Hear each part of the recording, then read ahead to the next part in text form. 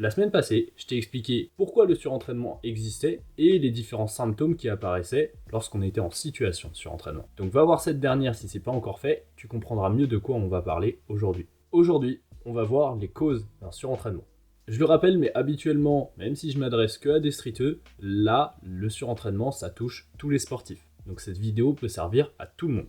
Ceci étant dit, quelques rappels. En sport, l'adaptation relève de l'équilibre entre le stress que tu mets à ton corps, à quel point tu le détruis, tu vides ses réserves d'énergie, et la récupération qui suit derrière pour recharger et réparer tout ça en mieux.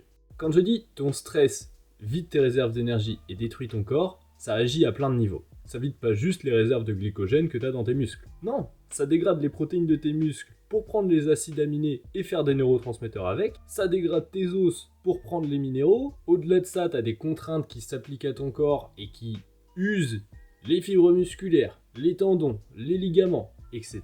Tu vois que c'est des notions un peu complexes, donc comme d'hab, je te simplifie tout ça. Au lieu de penser, on consomme des os, on consomme des glucides, on consomme du muscle, non, on va simplifier. Dans Bible of Static, je te parle de 3 ressources principales. Le nerveux, le musculaire et la technique. Et j'ai aussi dit que chacune de ces ressources était liée à un facteur de la charge d'entraînement. Rappelle, la charge d'entraînement, c'est comme ça que tu quantifies le stress d'une séance. Le nerveux, c'est lié au niveau d'effort. C'est à quel point tu peux forcer, et à quel point tes séances te demandent de forcer.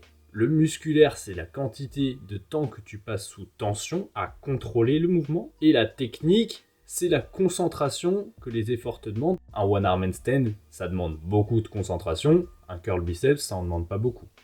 Dans le premier épisode de cette série, je t'ai dit qu'on parlerait du surentraînement nerveux parce que c'était le plus répandu. Donc nous, aujourd'hui, on va se pencher sur les facteurs de la charge d'entraînement qui ont un rapport avec le système nerveux. Donc le nerveux et il y a un peu la technique aussi.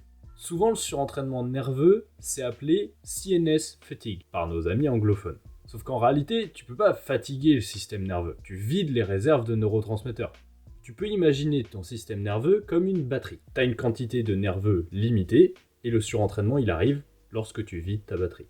Comme aujourd'hui, je te parle des causes du surentraînement, on va voir la recette pour vider sa batterie de nerveux. Alors, pour vider son nerveux, il faut que les facteurs prépondérants de la charge d'entraînement, ce soit le nerveux et la technique. Autrement dit, tu fais plein de mouvements super complexes et tout le volume de l'entraînement, il est passé à forcer.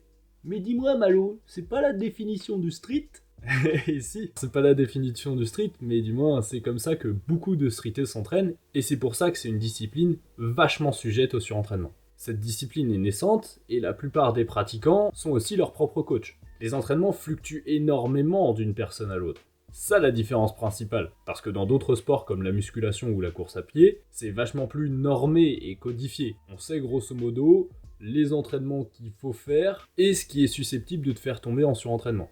D'ailleurs, si on revient sur le street, on fait pas que des mouvements super techniques où on force dessus. La plupart du temps, les streeteux s'entraînent aussi tous les jours ou lancent des skills toute la journée. Et t'es d'autant plus à risque de tomber en surentraînement lorsque tu t'entraînes très fréquemment. T'as plus d'occasions de te quiller à la gueule. J'ai jamais vu personne se surentraîner avec 3 séances par semaine. Bon, j'ai commencé à te donner un petit élément de réponse, mais on verra en détail la semaine prochaine comment sortir du surentraînement. Comme d'habitude, j'attends tes retours en commentaire. T'as des questions, des suggestions, fais-toi plaisir. Partage cette vidéo, like, abonne-toi à cette chaîne pour pas louper l'épisode de la semaine prochaine. Et porte-toi bien d'ici là. C'était Moulax.